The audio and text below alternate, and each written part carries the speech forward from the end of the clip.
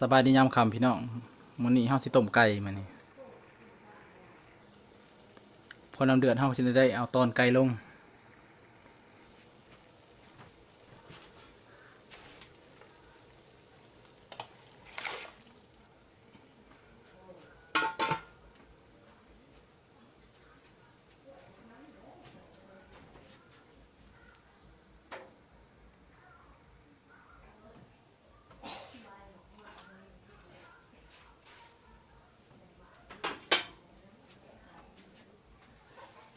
เอามาใส่ใบมะขามก่อนพี่น้องแก่ข้าวใบมะขามอ่อน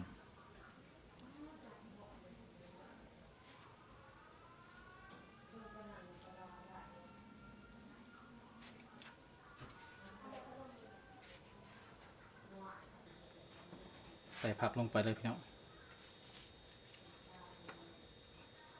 อันนี้เป็นใบมะเขียบพี่น้องเลยใบมะเขียบใส่เพิ่มรสชาตินัวไม่ว่าสิไข่แล้วก็ใบเป็งนัวมีใบมะเขียบว่าสิไข่ใบเป็งนัวแต่ก็ผักหอมปีแล้วก็หัวข่าพี่น้องใส่ลงไปให้มันเบิด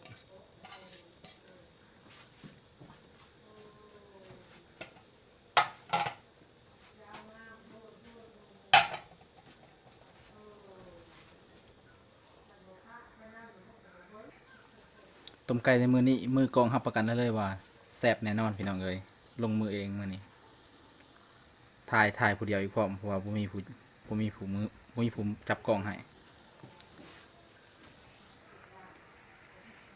เขาบอกมือกล้องก็ติดๆขัดๆนี่เด้อพี่น้องเอ้ยขออนุญาตบัดคำน้ำลายเขาบอกยังพันไหลโอ้ยได้ที่เด้อพี่น้องเอ้ยวิธีสุกแหละกินห้องไวๆมาซีมมาก่อนจะเป็นอะไร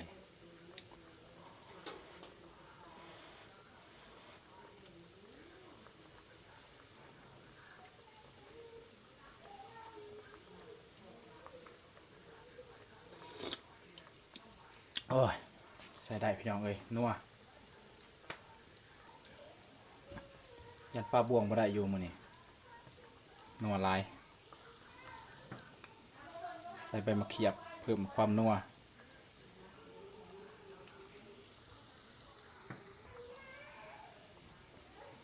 ภาพวิดีโอบอกครับวันนี้ก็ต้องขออนุญาตบัดคำเด้อเพราะว่าถ่ายผู้เดียวพี่น้องเอ้ยบ่มีมือกล้อง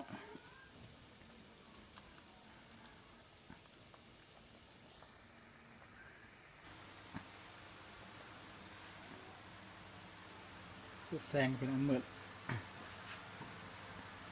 วันนี้อากาศร้อนร้ายพี่น้องเลยบ้านพี่บ้านน้องก็อากาศร้อนที่กันอยู่บ่นอสุกแล้วพี่น้องเลยแต่เวลาปรุงแล้วบ้านนี้หน้าตาเป็นตาแซ่บอยู่พี่น้องหักเรื่องความนัวนี่แน่นอนอยู่แล้วบวงยันป้าบ่ได้อยู่มื้อนี้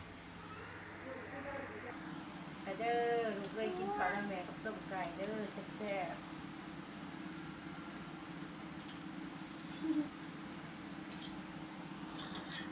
แม่เอิ้นได้แม่เอาเด้อพี่น้องต้มไก่มื้อนี้แซ่บไปเลยแซ่บดีร้อมื้อนี้สุดยอดซิมือเลยมื้อนี้บวงยันป้าบ่ได้อยู่มื้อนี้เอาเข้าน้ำนี่โอ้ยนัวสุดยอดปลาดุกอ้ายนัวอีหลี ตะกุเซ่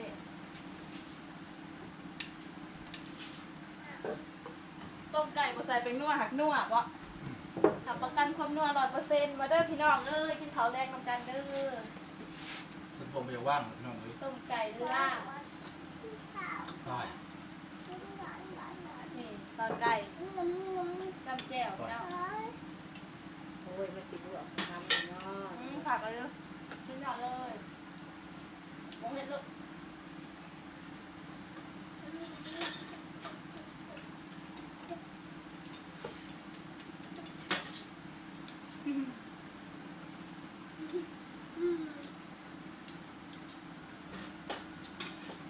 มาฮอนเลยบอกหน่อย บอกเลยแล้วมั้ยน่าโมง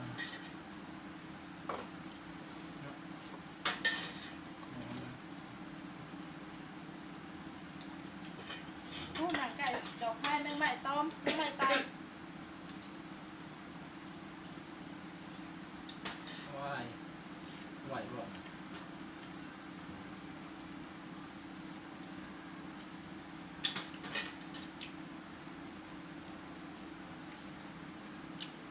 แดดจะสิเป็นเอาอื่นเนี่ยทอดเรียนรอ สองมือเลย ทางไทยฮอดคือกันอยู่บ่พี่น้องบ่เนี่ยแดดเรียนรอแล้วเหมือนฮอด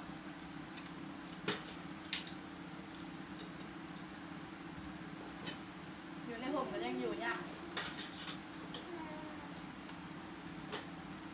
ปีนเจ้าลูกหลานอย่าเห็นนั่นแหละบ่งาม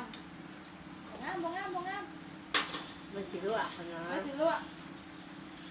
เอาสิเรื่องแก อา ก็ พา ได้ สาวศิลปเบิร์ดเทิงมันเราไปกินข้าวน้ำแม่ปะไปกินน้ำกัน2 คนปะ เอาไปไปขอ ไปกินน้ำกัน2 คนเท่าปะ ตับไก่เด้อตับไก่เด้อขอไม่กินหัวนะ กินน้ำกัน2 คนนะเนาะแยกวงกันเด้อพี่น้องแยกวงกันเด้ออยู่เฮิงบ่ได้จังได้วงสิแตกขออนุญาตบาดคำนำเกลือได้ลูกกินข้าวที่ไหนแหละไปสิเกลือมานี่หมอผดเลยต้องขอพักใครให้แทน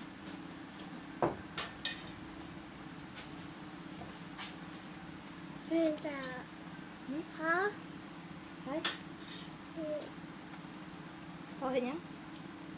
พอดีแล้วมาถึง พอเห็นยังข้าวเห็นยัง ประตูมาลูก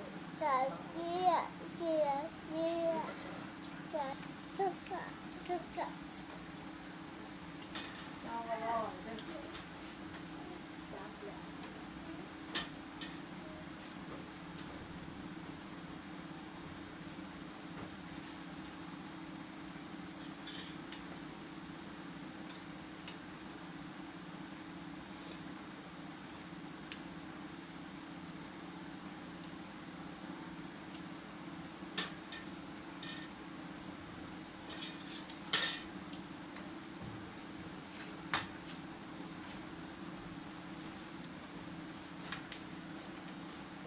อ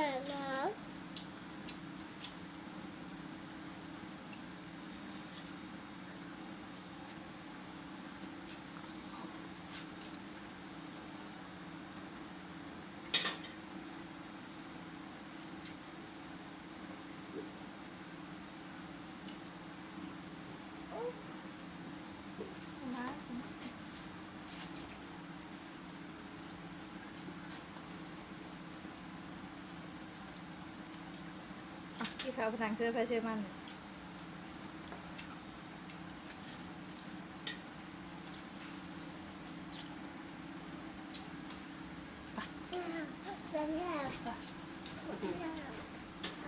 เราเอากันของเรากันเนาะครับ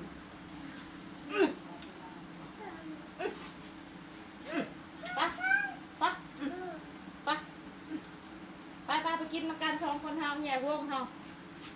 าแยกวงเนาะมาแม่อุก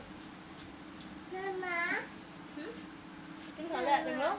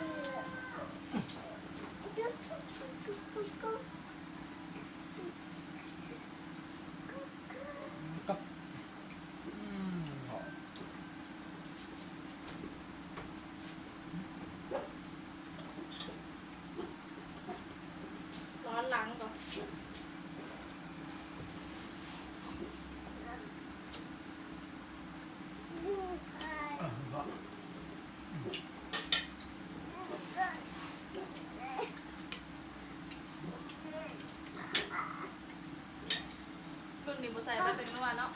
โมเมนต์ใส่โบใส่เป็นนัวเนาะอันนี้เป็นใบเป็นนัวพี่เนาะมันหยอดเป็นนัวอ่อนแซ่บค่ะแซ่บค่ะ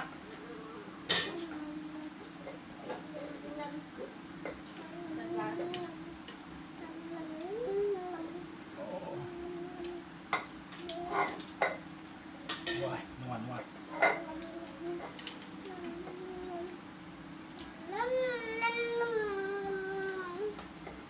ไปเบิ่งตุ่นปะตุ่นแม่ปะ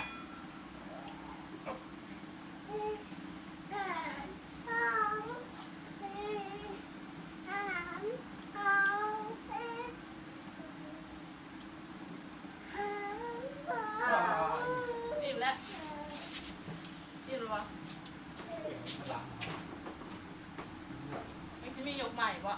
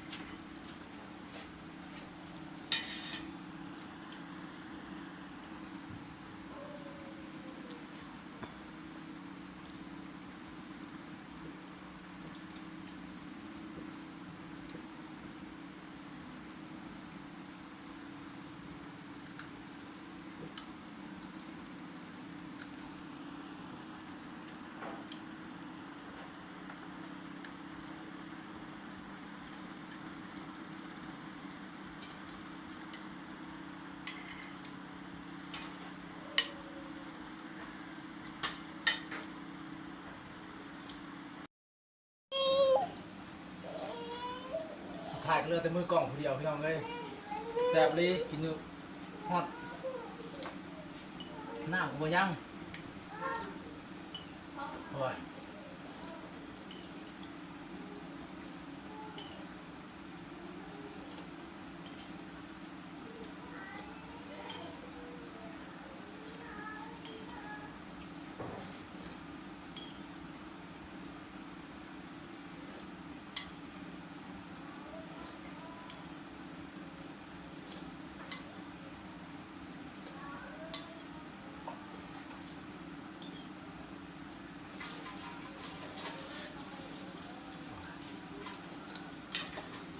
แซ่บแห้งเลยพี่น้องเลย